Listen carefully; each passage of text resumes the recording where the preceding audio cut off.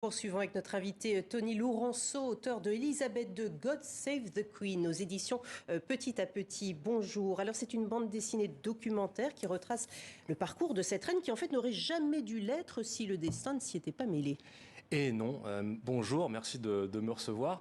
En effet, elle n'était pas destinée à devenir reine, puisque c'est son oncle qui était roi, donc c'est la descendance de cet oncle qui aurait dû prendre la suite. Et cet oncle abdique pour une histoire d'amour. Il a préféré l'histoire d'amour que la monarchie.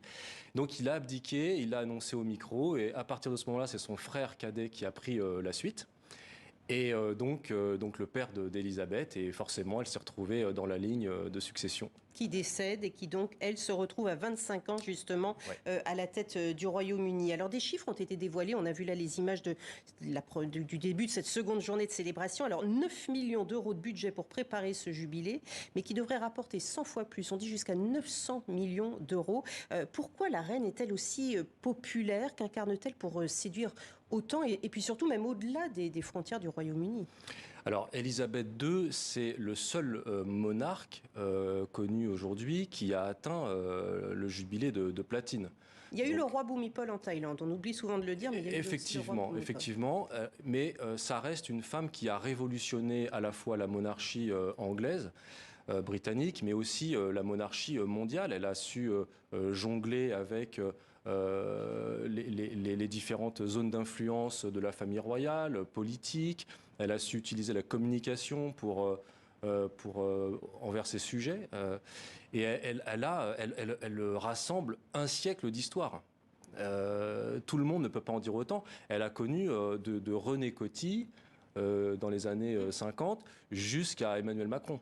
Effectivement, et jusque durant toutes ces années de règne, on le voit dans votre livre, vous l'évoquez de sa plus tendre enfance, qu'elle est toute petite. D'ailleurs, on découvre quelques traits de son caractère qu'on ne connaît pas forcément, jusqu'à aujourd'hui 2022.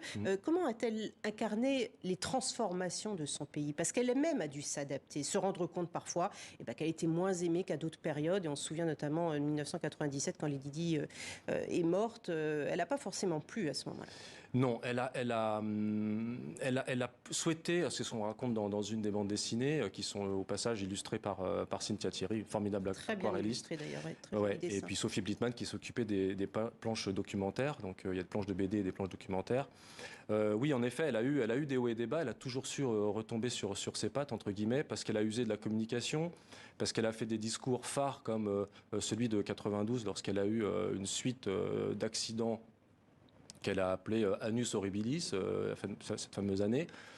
Et elle a toujours su rebondir sur ses pattes, retomber sur ses pattes, parce que c'est une femme qui a un charisme inouï. Et vous parliez de sa plus tendre enfance, effectivement.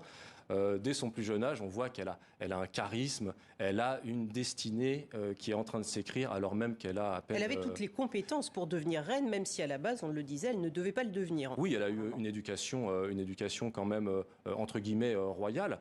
Mais une fois que son oncle a abdiqué, elle a été vraiment préparée à la royauté, à la monarchie, avec des heures très strictes de lever, de coucher, voilà, un apprentissage au long cours. De bonne manière aussi du protocole royal. Effectivement. Justement, vous parliez d'abdication. Elle a dit qu'elle n'abdiquerait jamais. Non.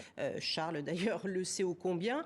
Il y a William qui aura la descendance par la suite. Est-ce que vous avez l'impression, quand vous regardez les images de cette cérémonie, que c'est un petit peu l'occasion pour le peuple britannique de lui faire de son vivant un dernier adieu? Malheureusement, on en parle dans le bouquin également, c'est qu'il va falloir qu'un jour la reine décède, quitte ce monde. Elle a 96 ans, donc sa succession se prépare, elle la prépare. On croit savoir, je pense que c'est la réalité, je pense qu'elle veut passer directement la couronne, elle peut sauter une génération et passer plutôt à William. Est-ce que ça va se faire? On ne le sait pas. Les malades en ce moment, alors je lui souhaite un bon rétablissement à Sa Majesté aujourd'hui. Voilà, elle veut effectivement bien faire les choses et je pense qu'elle a préparé William, qu'elle sent prêt depuis déjà plusieurs années à agir en tant que roi mature, et elle l'a formé elle-même. Et qui continuerait peut-être à provoquer l'enthousiasme du peuple britannique, ce que peut-être fera moins Charles. J'ai l'impression que Charles est moins en verve auprès des sujets. Un mot, Tony Lourenço, sur la francophilie d'Élisabeth II. Très francophile, elle maîtrisait très bien le français. Vous évoquez René Coty, elle avait une grande admiration pour Charles de Gaulle, amitié de Mitterrand. Très grande amitié, une grande admiration pour de Gaulle, qu'elle a rencontré plusieurs fois. De Gaulle qui est né, on le raconte dans une des BD que je spoil un peu, de Gaulle est né à Lille, rue Princesse. Et c'est plutôt rigolo de savoir qu'il y avait ce lien entre une princesse puis une reine et Charles de Gaulle. Je crois que vous avez envoyé votre ouvrage d'ailleurs à la reine d'Angleterre ce matin. Merci beaucoup en tout cas d'avoir été avec nous. Merci de m'avoir reçu. C'était un grand plaisir et bravo pour cette très bonne BD docu. Merci beaucoup. Dans le reste de l'actualité, il y a tout juste 100